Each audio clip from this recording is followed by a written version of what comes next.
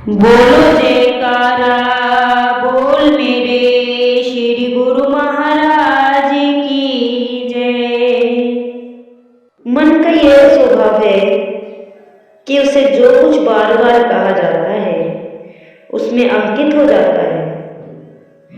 प्रायः इससे सहमत होने में कभी हिचकिचाता भी नहीं।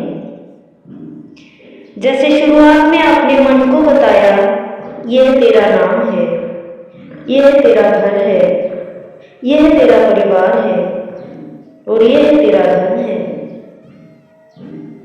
मन ने आपके इन सभी कथनों को स्वीकार किया और उन्हें अपना मान लिया। इसी तरह यदि आप मन को बताएंगे कि सत्य नाम तुम्हारी वास्तविक संपत्ति है, वही तुझे निज घर ले जाएगा। सद्गुरुदेव जी सच्चे नाम के दाता हैं और वे ही पिता और माता हैं। अथवा आप इसे कहते रहे कि तुम आत्मा और ईश्वरीय शक्ति का हिस्सा हो, तो यह सब बातें भी यह स्वीकार कर लेगा। इसके अतिरिक्त यदि आप अपने मन को यह स्वीकार करने के लिए कहेंगे कि इस भौतिकवादी दुनिया से तुम्हारा संबंध अस्थायी है और एक दिन यह समाप्त हो जाएगा और दुनिया की सामग्रियों में नहीं जुड़ना, ये सब तो परिणाम में दुखदायी है, तब यह इन सभी तथ्यों से भी सहमत हो जाएगा।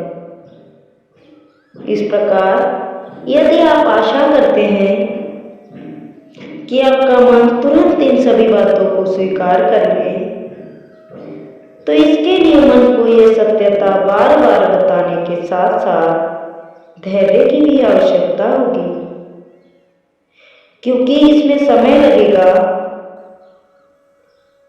भटकना मन की प्रकृति है, यह हर किसी के साथ है। सभी का मन भटकता है। जब भी कोई ध्यान सुमिरन में बैठता है तो पूर्व प्रकृति के अनुसार मन भटकना आरंभ कर देता है। इस मन की दौड़ धूप और उछल कूद बंद हो गई तो मान लो इसकी मृत्यु हो गई। अब अपनी मृत्यु कोई भी इतनी आसानी से स्वीकार नहीं करता है। इस मन के अपने हथकंडे भी बहुत हैं, इसकी बड़ी विचित्र चालें भी हैं। अतः इस मन पर कभी विश्वास न करके सदा सावधान रहते हुए इसे वश में करने का अभ्यास करना है। अभ्यास करते करते जब मन अपने मूल पर स्थिर होने लगेगा तो इसका ब्रह्म स्वरूप इसी मन में ही प्रकट हो जाएगा। वास्तव में यह जड़ चेतन जगत इस मन का ही विस्तार है। समस्त ब्रह्मांड और ब्रह्म भी इस मन में ही समाया है। इसकी जड़ चेतन गांठ खुलते ही ब्रह्म प्रकट हो जाता है। इस मन की विचित्र प्रकृति के बारे में संत सुंदरदास जी अपनी वाणी में कहते हैं, मन ही जगत रूप हुए करीब स्तरेओ, मन ही अलख रूप जगत शून्यारो है। मन ही सकल घट व्यापक अखंड एक, मन ही सकल यह जगत प्यारो है।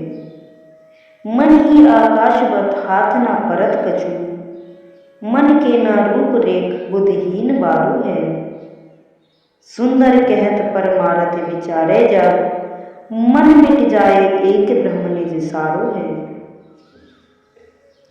संत सुंदरदास जी मन का स्वरूप वर्णन कर रहे हैं कि जो कुछ भी दृश्यमान जगत है वह सब इस मन का ही विस्तार है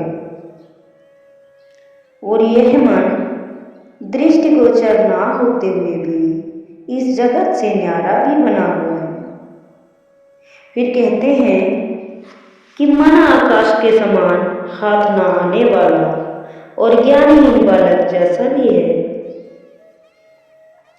विचित्रता यह भी है कि यह मन घट घट में व्यापक होकर समस्त जगत का प्यारा बना हुआ है। यदि परमार्थ की दृष्टि से गहन विचार करें तो ज्ञात होता है कि मन के मिट जाने पर अर्थात संकल्प विकल्प रहित हो जाने पर एकमात्र ब्रह्म ही शेष रह जाता है। रामायण का प्रसंग है कि जब भक्त विभीषण ने अपने बड़े भ्राता रावण को समझाना चाहा कि भगवान श्री राम का विरोध उचित नहीं, इससे सर्वकुल नष्ट हो जाएगा, तब रावण ने उसकी बात मानने की बजाय उसे डांटा और क्रोधित होकर भरी सभा में लात मारी।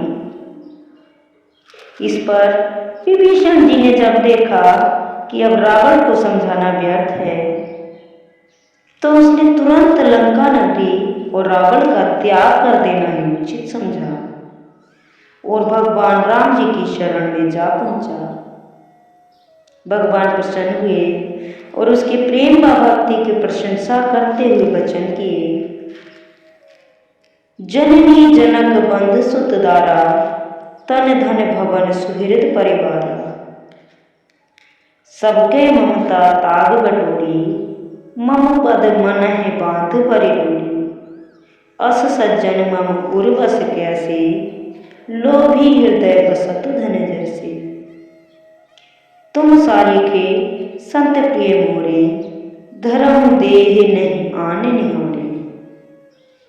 इसका अर्थ यह है कि भगवान श्री राम जी कहते हैं कि भक्त को चाहिए कि माता पिता भाई पुत्र पत्नी शरीर धन घर मित्र और परिवार सबके ममत्व रूपी धागों को बटोर कर एक डोरी बनाए और मेरे चरणों के साथ बांध ले, अर्थात सबकी ममता को छोड़कर अपनी ममता की समस्त शक्ति को मेरे प्रेम में लगाएं।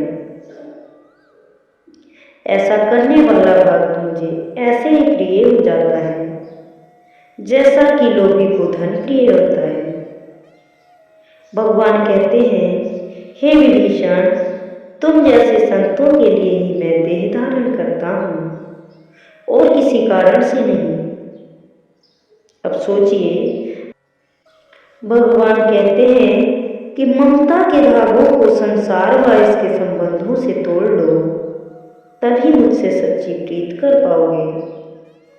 भाव यह है कि जब सच्ची प्रीत अपने इष्ट देव के साथ जोड़ी जाती है, तभी उनका ध्यान दृढ़ हो पाता है और जीव उनके साथ मिलकर एक रूप हो जाता है।